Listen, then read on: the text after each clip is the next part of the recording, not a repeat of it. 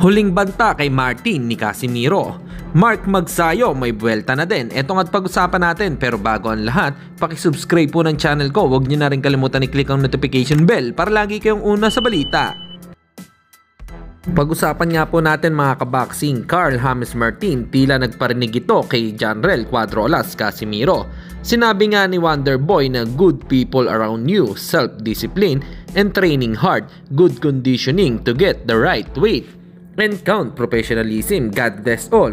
Kahit hindi nga nagbigay ng pangalan si Martin ay tila halata kung sino ang pinatatamaan niya dito. Samantalang sinagot naman ni Mark Magnifico Magsayo ang isang basher na nagsabi nga po na anong rank daw ang kalaban, parang Martin na lang, mga MP boxers, low skill level, mga kalaban. Hindi nga natin pinakita yung pangalan ng basher. Sagot nga po dito ni Magsayo ay, para sa mga walang alam, sinabi ko sa inyo I'm going for an activity fight this December in preparation for my big fight first quarter of next year. Para sa mga walang alam na activity fight, hindi ako dapat nag-explain. Pero sa mga walang alam, bash kayo ng bash sa MP bash, kayo ng bash sa mga boxer, wala namang kayong alam.